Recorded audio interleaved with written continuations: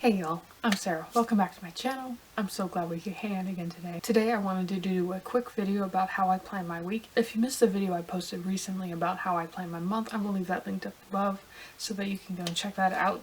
But today I'm just going to be focusing on how I break down the plans that I made for the month into weekly goals. So let's dive right on in. So again, I do use my Passion Planner. I move into the weekly spreads to plan out my week. And it is very helpful because it has like the goals here, it has some room to mess around here, it has like a main focus, and then it also has time blocking space.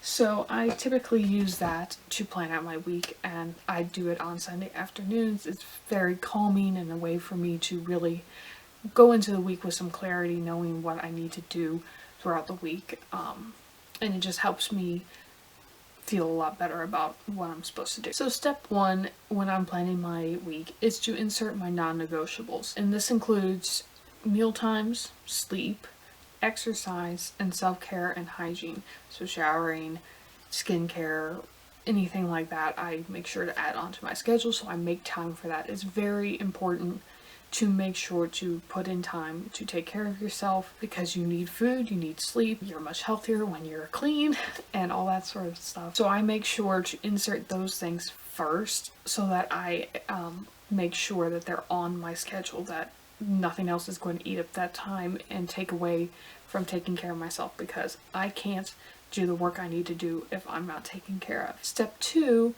is to insert meetings and shifts. So this includes any meetings I might have for my various volunteer. It may include meetings for clients. It may include any meetings with Helena to discuss or pen stuff. It can involve any of those types of things. And then shift, you may know that I work as a tutor. And so I insert the shifts that I'm working onto my schedule to make sure that I have those times blocked out. So that's step two, is to make sure that those important things are on my schedule so I don't forget. Step three is to review my monthly goals and decide on next steps to take. This may be anything from, oh, okay, so I want to memorize these verses, so this is the verse I'm going to be focusing on this week, all the way up into things that are big chunks of a project that I'm working on. So for example, this month one of my main goals is to work on redrafting my dystopian project. So I will make sure that one of my major goals for the week is to actually focus on drafting that project, otherwise it won't get done. So I will be like, I want to draft these chapters, or I want to write this many words, or something of that nature I will put down on my weekly goals so that I make sure that I'm making steps towards my overall monthly goals. Step four is to identify the amount of time that each of these steps is going to require and making sure to allot that amount of time on my weekly schedule. And this is where the time blocking sections come in handy, is making sure that I'm actually allotting the right amount of time, seeing that written out, seeing how my schedule is going to look. It helps me make sure that I am putting aside enough time. It helps me identify areas where I have time available to me, and it helps me feel like, okay, I actually have the time to accomplish my goals, instead of it being like this, I gotta get this done. I'm like, I can get this done because I have the time.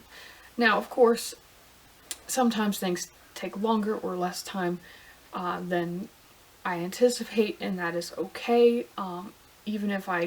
Even if something takes longer, usually I will just cut it off and say I'll take care of this later, because I usually plan ahead enough that I have wiggle room at the end where I don't have to rush and get things done. So this step may involve anywhere from, okay, I need to spend a few minutes a day setting time aside to post on Instagram, all the way up into like I need to schedule a hour-long block every day to write or to work on filming videos and editing them, or any other type of thing of that nature. Sometimes it takes much larger blocks to get any amount of work actually done.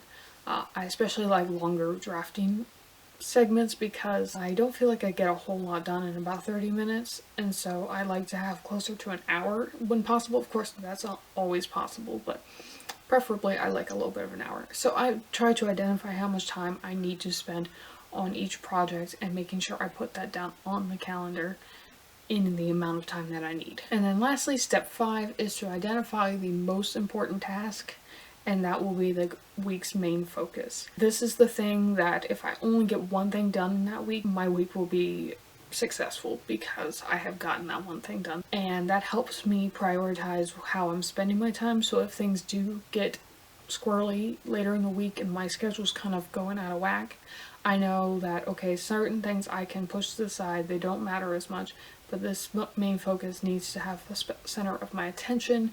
I need to spend the most time on it if necessary. I need to make major progress on whatever that focus is this week. And this helps me to maintain a focus even if my schedule is going completely off the rails from what I anticipated at the beginning of the week.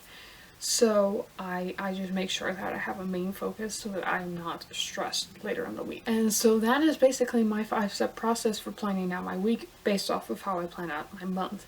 And this enables me to get a lot done without spending an inordinate amount of time on each thing. This is my Sunday ritual. I like to spend a little bit of time working on it and making sure that I can accomplish all of my goals. And some weeks is better than others. Some weeks I don't do this depending on what life is like.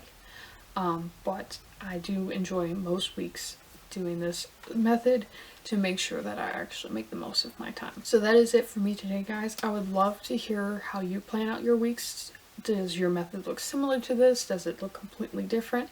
What tips and tricks do you use to help you get through the week? I would love to hear all of those down below. And if you enjoyed this video, please give it a thumbs up and consider subscribing so you don't miss any of my future uploads. And I hope we can hang out again sometime soon, but until then, I hope you have a very blessed day. Bye!